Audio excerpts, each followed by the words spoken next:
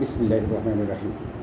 প্রিয় ভাই বন্ধু, আপনাদেরকে আমি একজন বাবার চিঠি পড়ে শোনাবো। মানে বৃদ্ধাশ্রম থেকে একজন বাবা তার সন্তানকে যে চিঠিটা লিখেছেন সেটা আপনাদেরকে পড়ে শোনাবো।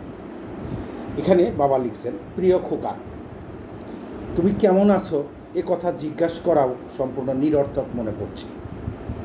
তুমি হয়তো ভাবছো তোমার বাবা আগের মতো তোমায় ভালোবাসে না। যদি এটা ভেবে থাকো তবে তোমার সেই ছোট্টবেলার মতো আরেকটি ভুল করলে। আমি মনে প্রাণে বিশ্বাস করি তুমি পৃথিবীর মধ্যে সবচেয়ে ভালো আছো। কেননা আমার দোয়া যার সঙ্গে সর্বদা থাকে সে কখনো খারাপ থাকতে পারে না, এটা আমার বিশ্বাস। আশা করি আমার বৌমা এবং প্রিয় দাদু ভাইয়েরাও ভালো আছে বলে আমার বিশ্বাস। আমি কোনো মেয়ের বাবা হতে না পারলেও তোমাকে বিবাহ দিয়ে যে লক্ষ্মী বউটাকে পেয়েছিলাম তাকে কোনোভাবেই কষ্ট দিবে না। লক্ষ্মী মেয়েটি আমার মেয়ের শূন্যস্থান পূর্ণ করে দিয়েছে। আমার দাদু ভাইদেরকে অনেক অনেক আদর দিও এবং তাদের কোনো চাওয়া অপূর্ণ রাখবে না। তোমার হতভাগা হতদরিদ্র জন্মদাতা তোমার চাহিদা তো দূরের কথা, মৌলিক চাহিদাগুলোও পূরণ করতে পারেনি। কিন্তু তুমি তো গরিব নও, সুতরাং ছেলে মেয়ের কোনো শখ যেন অপূর্ণ না থাকে। তোমাদের দোয়ায় আমি অনেক ভালো আছি। পাশের রুমের গনি মিয়া আমার সুখ দেখে ঈর্ষা করে, কেননা তুমি প্রতি বছর 2 বার আমার কাছে ছুটে আসো। তোমার ব্যস্ততা রেখে আমাকে দেখতে আসতে বারবার নিষেধ করি, তারপরেও তুমি কেন যে আসো আমি বুঝতে পারি না। এটা ভেবো না যে তুমি না আসলে আমি তোমার কথা ভুলে যাব এবং তোমার জন্য কম দোয়া করব, বরং তোমাদের প্রতি দোয়ার পরিমাণ দিন দিন বাড়তেই থাকবে। কেননা দিন দিন যেভাবে অক্ষম হয়ে যাচ্ছি তাতে আমার পৃথিবীটা সংকুচিত হতে হতে আমার এক চোখ ভাঙা চশমাটির মতো হয়ে দাঁড়িয়েছে। আফসোস বেচারা গনি মিয়ার জন্য। ওর সন্তানগুলো ওকে এখানে রেখে যাওয়ার পর একবারও খোঁজ নেয়নি, শুধু টাকা পাঠানো ছাড়া। প্রিয় খোকা, জীবন ছায়ান্নে এসে বারবার অনুশোচনা হচ্ছে। মনে হচ্ছে কোথাও যেন আমি চরম ভুল করেছি। তোমাকে লালন পালন করতে গিয়ে কোথাও যেন আমি আমার দায়িত্ব ঠিকমতো পালন করতে পারিনি। তোমার মা আর আমি তোমাকে বাইরে রেখে জীবনের কোনো পরিকল্পনা সাজাইনি, জীবনের শখ আহ্লাদ পূরণ করিনি, তোমার ভবিষ্যৎ নিয়ে ভেবেছি। অথচ আজ যেন নিজেকে খুব অসহায় মনে হচ্ছে।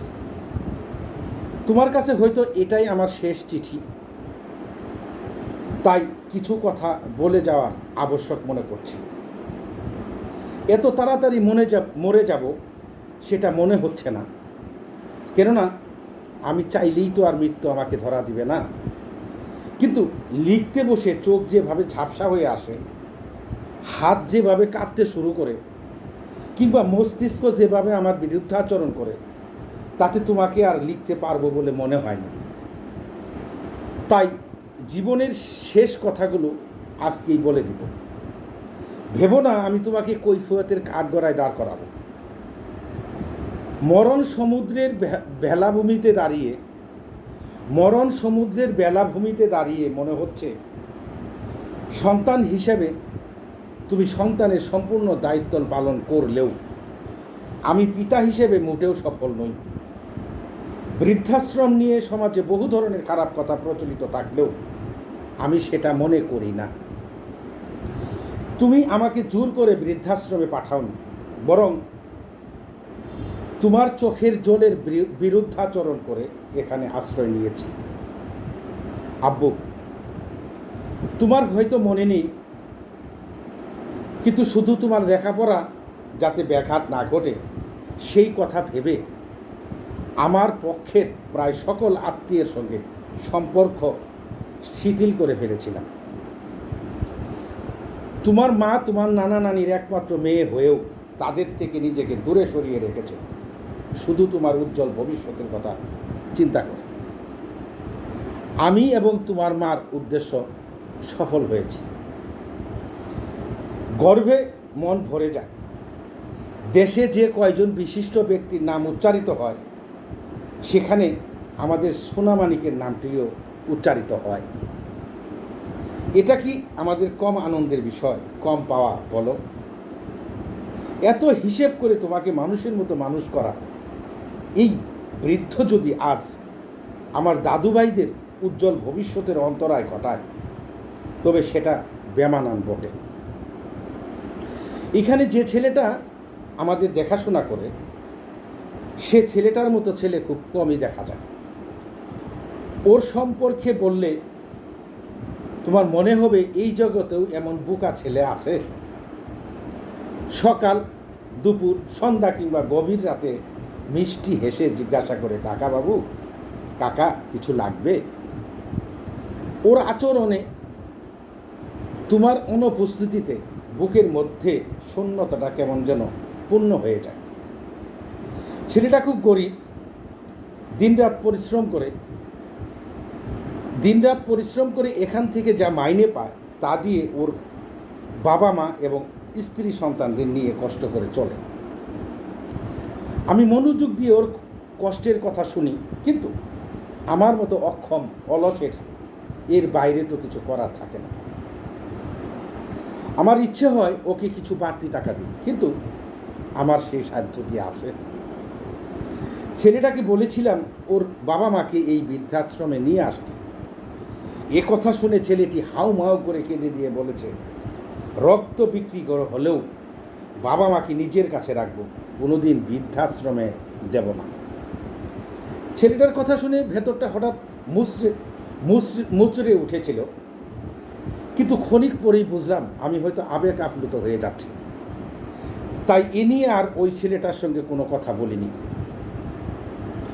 অল্প শিক্ষিত একটি ছেলে তার বাবা মাকে নিয়ে যা ভাবছে সেটা কেবল আবেগের কথা। তোমরা যারা উচ্চ শিক্ষিত তারা আবেগকে কেন প্রশ্রয় দিবে? আব্বু, আগামীবার আমাকে যদি দেখতে আসো তবে আমার কলিজার টুকরা প্রাণপ্রিয় দাদু ভাইদের নিয়ে এসো। আমি দেখতে চেয়েছি শুনলে ওরা আসতে চাইবে। বৌমাকে এত দূর আনার কোনো দরকার নেই। মামুনি আবার গরম সহ্য করতে পারে না। জানি দাদু ভাইদেরও কষ্ট হবে, কিন্তু জীবনে এই শেষবার, আর কোনো দিন ওদের দেখতে চাইব না। আবার নিশ্চয়তাও দিতে পারছি না, কেননা দিন যত সামনে এগুচ্ছে ততই আমার আচরণগুলো শিশুদের মতো হয়ে যাচ্ছে। পরবর্তীতে যদি কখনো দাদুভাই কিংবা বৌমাকে দেখতে চাই তবে সেটা আমার শিশুসুলভ খামখেয়ালি ভেবো, মূল্যায়নের বাইরে রেখো। আর হ্যাঁ, আসার সময় বাসা থেকে কিছু রেঁধে আনবে না। এখানে যে খাবার দেয় তার তুলনায় বাসার খাবারগুলো তেমন ভালো না। অনেক কথাই লেখার ছিল, কিন্তু আর কিছুই লিখতে পারলাম না। কোথা থেকে একটা অন্ধ পোকা এসে আমার চোখের মধ্যে ঢুকে পড়ল। কিছুটা যন্ত্রণাও হচ্ছে বটে। আজ আর নয়, অক্ষম বাবাকে ক্ষমা করো। তোমার সন্তানদের জন্য তুমি যেন আমার মতো অক্ষম বাবা না হও তার চেষ্টা করো। কয়েকদিন হলো তোমার মা আমায় খুব জ্বালাচ্ছে। তাকে হারানোর 15 বছর পর এমনটা কেন ঘটছে তা বুঝতে পারছি না। স্বপ্নে সে কেবল ডেকেই যাচ্ছে। আমার আরও অনেক দিন বাঁচতে ইচ্ছা করে, কিন্তু বৃদ্ধাশ্রমে খালি ঘরগুলোতে কারা আমার বন্ধু হয় তা দেখতে মন চায়। কিন্তু সে সৌভাগ্য আমার হবে না বোধ হয়। আমি মারা যাওয়ার পর তোমার মায়ের পাশেই আমাকে কবর দিও।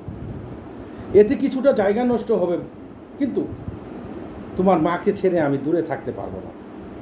আমার এই আবদারটুকু রাখবে তো? আমার অক্ষমতার জন্য আমাকে ক্ষমা করে দিও।